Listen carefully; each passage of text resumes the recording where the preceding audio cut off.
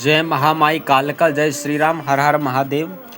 आज का विषय उनसे संबंधित है जो बहुत ज़्यादा पूजा पाठ करते हैं, मंत्र जाप करते हैं, बहुत ज़्यादा सिद्धि साधना करते हैं, लेकिन फिर भी उनको अनुभव नहीं हो रहे और उन पर कष्ट आते ही जा रहे आते ही जा रहे हैं। तो यह प्रश्न उठता है कि हम इतनी पूजा पाठ कर रहे हैं, इतना सब कुछ कर रहे हैं, फिर भी हमारे घर में तंत्र है, फिर भी हम सब कष्ट में क्यों।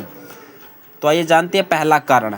आप जिसकी भी पूजा कर रहे हैं, अपने इष्ट की आराध्य की, कहीं आप उसकी गलत तरीके से तो नहीं पूज रहे, पहले ये जान लीजिए। ठीक है, उस पर भी ध्यान दीजिए। ठीक है, कोई आप गलती तो नहीं कर रहे पूजा में। कई बार छोटी छोटी गलतियां भी बहुत ज़्यादा भारी पड़ जाती हैं।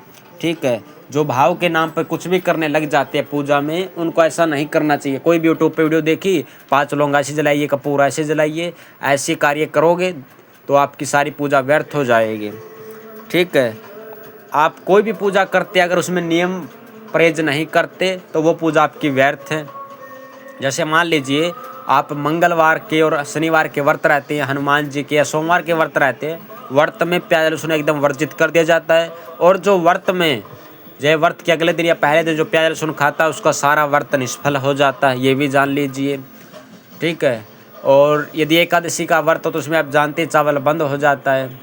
ठीक है, और आज तो व्रत के नाम पे भी ढोंग चल रहा है, 56 भोग और पता नहीं क्या क्या, कट्टू का चून और पता नहीं क्या क्या खाएंगे, दही बड़ा और ऐसी ऐसी चीज़ें खाएंगे, फिर कहेंगे हमें व्रत नहीं लगा, हम इतनी पूजा पाठ करते फिर भी दुखी है।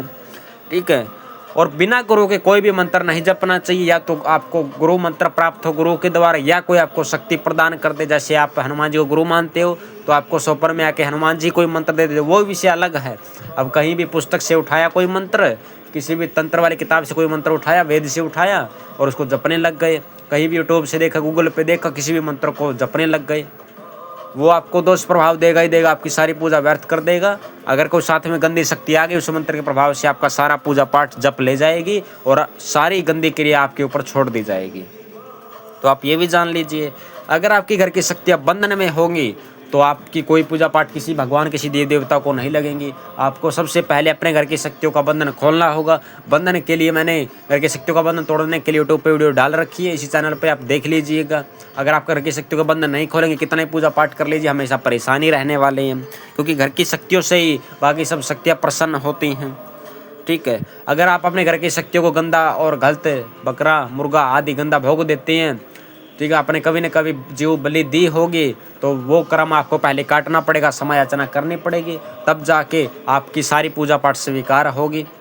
आप वो भी ध्यान दीजिएगा अवश्य। और यदि किसी के द्वारा आपका शक्ति बांध दी जाती है, आपके घर का बंधन कर दिया जाता है, गंदी क्रिया, मांस का टुकड़ा, खून के छींटे मिलना, घर में कपड़ा गायब मिलना, कभी बाल कट जाना, ऐसी बहुत सारी समस्याएं होती हैं, तो सीधी सी बात, आपका घर बंधित है, कीलित है, उसको आपको खोलना पड़ेगा, जिससे आपके घर के सारा बंधन टूट जाएगा और आपकी सारी पूजा जो गंदी शक्तियों के पास जा रही थी वह व्यर्थ नहीं जाएगी, वह आपके इष्ट तक पहुंच जाएगी। इसलिए घर की शक्तियों का और घर का बंधन अवश्य खुलवाइए और अच्छा आचरण कीजिए, अच्छे नियम परहेज कीजिए। जब भी व्रत पालन करें या कोई भी पूजा पाठ करें तो प्याज लहसुन अवश्य बंद रखिए, इसी से आपका उद्धार होने वाला है।